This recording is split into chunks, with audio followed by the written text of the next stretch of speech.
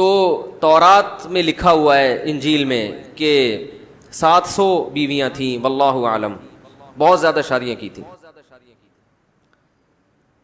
تو اولاد بھی اللہ نے بہت دی. تو انہی اولاد میں اللہ نے ایک بیٹے دیے جن کا نام تھا سلیمان. تو اللہ نے داؤد علیہ السلام کا بیٹا سلیمان کو آپ کا جانشین بنایا، اور سلیمان علیہ السلام کو جو حکومت ملی ہے وہ اپنے باپ داؤد علیہ السلام سے بھی زیادہ پاورفل. اس سے پتہ چلتا ہے کہ ابا کی وجہ سے بھی بسا اوقات بچوں کو نوازا جاتا ہے. ابا اچھے ہوں تو بسا اوقات اللہ ابا کے اچھے ہونے کی وجہ سے بچوں کو بھی کیا کر دیتے ہیں، گریوی میں نواز دیتے ہیں. تو داؤد علیہ السلام کو اللہ نے کیا عطا کیا؟ سلیمان. اور سلیمان علیہ السلام کا تو لقب ہی انگلش میں کیا ہے؟ King Solomon. دیکھا ہوگا نا آپ نے، یعنی کسی نبی کے ساتھ کنگ کا لفظ نہیں لگا، لیکن وہ ایسے بنی اسرائیل میں مشہور ہوئے بادشاہت میں کہ ان کے نام کے ساتھ گورے ہمیشہ کیا لکھتے ہیں؟ کنگ. سولومن کر دیا ان کو، سلیمان علیہ السلام کو. تو ان کو اللہ نے اور زیادہ طاقتور حکومت دی، اور پرندوں کی بولیاں داؤد علیہ السلام کو بھی سکھائیں اور سلیمان علیہ السلام کو بھی. سلیمان علیہ السلام کی حکومت اور بھی زیادہ طاقتور. وہ پھر ہم جب آئے گا سلیمان علیہ السلام کا واقعہ، اس میں انشاءاللہ اس کا تذکرہ کریں گے. پھر سلیمان علیہ السلام کی موت واقع ہوئی. پھر بنی اسرائیل اسی طرح آہستہ آہستہ آہستہ آہستہ گمراہی کی طرف جانا شروع. پھر اللہ تعالیٰ نے بنی اسرائیل میں زکریا علیہ السلام بھیجے. زکریا علیہ السلام جو تھے، ان کے اولاد نہیں ہوئی. بہت طویل عرصہ گزر گیا مگر آپ کو اولاد نہیں ملی. تو پھر زکریا علیہ السلام نے اپنی اہلیہ کی جو بھانجی تھی حضرت مریم، ان کو لے کے پالا. حضرت عمران کی جو زوجہ تھیں، حضرت عمران کی جو زوجہ، وہ حضرت زکریا علیہ السلام کی اہلیہ کی بہن تھیں. حضرت عمران بھی بنی اسرائیل میں سے تھے نا، بڑے بزرگ تھے جن کا قرآن نے تذکرہ کیا ہے. تو حضرت عمران کی جو زوجہ تھیں وہ بڑے گھرانہ، چونکہ یہ پیغمبروں کا گھرانہ تھا، تو انہوں نے یہ منت مانی کہ میرے بیٹا پیدا ہوا، میرے بچہ پیدا ہوا تو دین کی خدمت کے لیے، بیت المقدس کی خدمت کے لیے وقف ہے. مسجد کی جو بیت المقدس ہے نا، تو مسجد کی خدمت کتنی بڑی فضیلت ہے. دیکھو جب مسجد میں آیا کریں نا تو یہاں خادموں کے ہاتھ بٹایا کریں، دریاں بچھا دیں، تھوڑا سا خادم لوگوں سے پوچھ لیا بھائی کوئی جھاڑو تو نہیں لگانی، جھاڑو دے دیا کریں مسجد میں، کوئی برائی کی بات.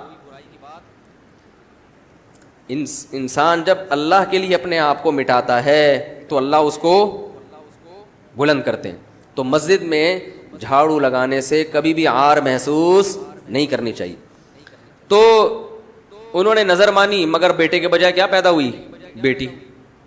پھر ان کا انتقال ہو گیا کچھ وقت کے بعد. تو یہ ہوا کہ ماں جب نہیں ہے تو کون پالے گا؟ تو جب شریعت میں حکم یہ ہے کہ ماں کے بعد اگر ماں نہ ہو نا تو ننیال کا حق زیادہ ہے بچے کو پالنے کا. تو ننیال میں جو حضرت زکریا کی اہلیہ تھیں وہ حضرت مریم کی کیا تھیں؟ خالہ تھیں. تو ان کے نام پورا آیا، اور اللہ بھی یہی چاہتے تھے اور شریعت کا بھی یہی ہے. تو پھر حضرت زکریا علیہ السلام نے ان کو پالا، جو کہ حضرت مریم کے خالو تھے. سمجھ رہے ہیں کہ نہیں سمجھ رہے؟ پھر حضرت مریم کیونکہ پیغمبروں کی اولاد ہیں، تقوی، ان کی عبادت جس کا قرآن نے تذکرہ کیا ہے حضرت مریم کی پاک دامنی کا، تو اللہ نے پھر ایک معجزہ ظاہر کیا اور بنی اسرائیل کے آخری پیغمبر پیدا کیے.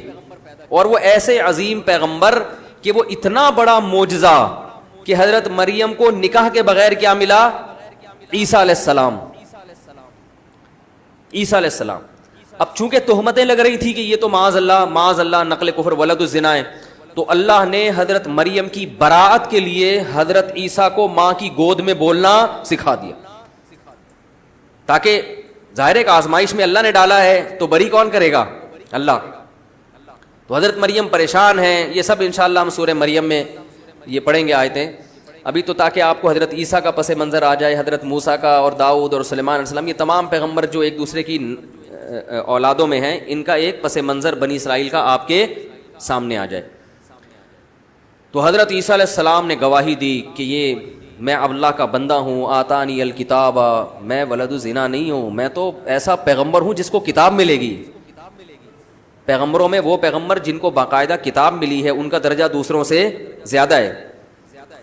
اور اس میں اشارہ بھی کر دیا کہ میں قرب قیامت میں نازل بھی ہوں گا. تو پھر بہت سے لوگ ایمان لے آئے. پھر حضرت عیسیٰ کے ہاتھ پہ معجزے ظاہر ہوئے, بہت سارے معجزے. کہا جاتا ہے کہ جتنے معجزے حضرت عیسیٰ علیہ السلام کو ملے ہیں اتنے کسی اور کو نہیں ملے. مردے زندہ ہو رہے ہیں, ٹھیک ہے نا, قم باذن اللہ مردے کو کہتے تھے, وہ اٹھ کے بیٹھ جاتا, وہ قاتل کا پتہ بتا دیتا تھا, یہ ہے اس نے مجھے قتل کیا ہے, تو بندہ پکڑا گیا, ٹھیک ہے نا. تو حضرت عیسیٰ علیہ السلام کے ساتھ بھی جب یہودیوں نے ناانصافی کی, وہ بنی اسرائیل کے پیغمبر تھے, تو جو ایمان لانے والے تھے ان کو عیسائی کہا جانے لگا. ان میں کچھ بنی اسرائیل, بہت سے بنی اسرائیل کے بھی تھے, لیکن یہودیوں کی اکثریت آپ پر ایمان نہیں لائی, چونکہ ان کی عادت تھی. قرآن بیان کرتا ہے کلما جاءہم رسول بما لا تہوی انفسہم, جب بھی کوئی پیغمبر ایسی بات لے کر آتا جو ان کی خواہشات نفسانیہ کے مطابق نہیں ہوتی تو انکار کر دیتے تھے. ہمیشہ پیغمبر کی زبان سے جب کوئی کلام ہوگا تو پھول جھڑ رہے ہوں گے, ہمیشہ پھول جھڑ رہے ہوں گے, ایسا پیارا کلام ہوگا, اس میں ترغیب ہوگی رشتہ داری جوڑنے کی, صدقات و خیرات کی, اور بہت سارے جو پیغمبروں کی تعلیمات ہیں جن کو قرآن بھی بیان کرتا ہے اور کتابوں میں بھی نقل ہوتی چلی آ رہی ہیں. تو اللہ نے دلائل کے انبار لگا دیے کہ عیسیٰ ابن مریم اللہ کے سچے پیغمبر ہیں, یہ ولد الزنا نہیں ہے. پھر کیا ہوا کہ یہودیوں نے آپ کی نہیں مانی اور یہودیوں نے بالآخر آپ کو سولی پہ لٹکایا, مگر اللہ کہتے ہیں ہم نے عیسیٰ ابن مریم کو بچایا. حضرت عیسیٰ کی مریم کی شکل کا آدمی لٹکا دیا گیا اور ہم نے حضرت عیسیٰ کو آسمانوں پہ اٹھا لیا. بالکل دو ٹوک الفاظ میں قرآن نے بیان کیا. اور قرب قیامت میں حدیث میں آتا ہے کہ حضرت عیسیٰ دنیا میں نازل ہوں گے. پھر عیسائی مذہب برحق تھا, وہ حضرت عیسیٰ کو فالو کرتے تھے, اور قرآن نے ان کی بڑی تعریفیں کی ہیں کہ انہوں نے حضرت عیسیٰ علیہ السلام کے لیے قربانیاں دیں, ان کے مذہب کی تبلیغ کی, بہت دنیا میں پھیلے. مگر عیسائیوں میں آہستہ آہستہ شیطان نے شرک پیدا کرنا, بولو بھائی, شروع. وہ شرک کہاں سے آیا؟ بت پرستی تو نہیں آ سکتی تھی, کیونکہ حضرت عیسیٰ نے اور تمام پیغمبروں نے بت پرستی کی نفی کی. تو حضرت عیسیٰ کو فالو کرنے والے بتوں کی عبادت نہیں. آج بھی آپ جاؤ عیسائیوں کے قبرستان دیکھو, قبریں ایک بالش سے زیادہ اونچی, یا ممکن ہے دو چار بالش ہوں, مگر جو پکی پکی قبریں ہوتی ہیں نا, جیسے ہمارے یہاں مزار ہوتے ہیں, بزرگوں کے لوگوں نے مزار, اس طرح کے مزار عیسائیوں میں آج بھی نہیں. وہ قبر پرستی کو نہیں مانتے. السلام کو جب عیسائیوں نے شرک شروع کر دیا اور ان کی تعلیمات کو بالکل جس توحید کے لیے آئے اسی پیغمبر کے ماننے والوں نے اسی کو اللہ کی ذات میں شریک کر دیا. تو پھر اللہ رب العزت نے ارادہ کیا کہ اب ابراہیم علیہ السلام کی جو دو بیٹے تھے نا, اسحاق اور اسماعیل, اسحاق علیہ السلام کی اولاد میں جتنے پیغمبر پیدا ہونے تھے ہو گئے. ان کی قومیں ان کی قدر نہیں کر رہی. اب میں اس ابراہیم کے جو دوسرے بیٹے ہیں اسماعیل, ان کو نوازوں گا اور ان کی اولاد میں ایک ایسا پیغمبر پیدا کروں گا جو ابراہیم علیہ السلام کی دعا کا نتیجہ ہوگا, اور وہ آخری پیغمبر ہوگا, اور اس پیغمبر کا دین قیامت تک ختم نہیں ہونے دوں گا. کچھ گمراہ بھی ہوں گے تو کچھ حق پر بھی ہوں گے. سلیمان علیہ السلام کے پاس تو وسائل ہی وسائل تھے نا, اتنے وسائل کہ ہواؤں میں ہوائیں مسخر, جنات مسخر, پوری دنیا میں جہاں چاہے چلے جائیں. ہمارے نبی کے پاس وسائل, 40 دن گھر میں چولہا نہیں جل رہا, یہ وسائل ہیں. ایمان لانے والے کون ہیں؟ بلال حبشی. کوئی وسائل نہیں. عرب کی ایسی زمین میں جو لکھنا پڑھنا نہیں جانتے, خود بھی لکھنا نہیں جانتے, پڑھنا نہیں جانتے, اور ٹائم بہت شارٹ, 23 سال, مگر ایسا دین مکمل کر کے گئے اور ایسا لائن پہ ڈال کے گئے سیدھے راستے پہ.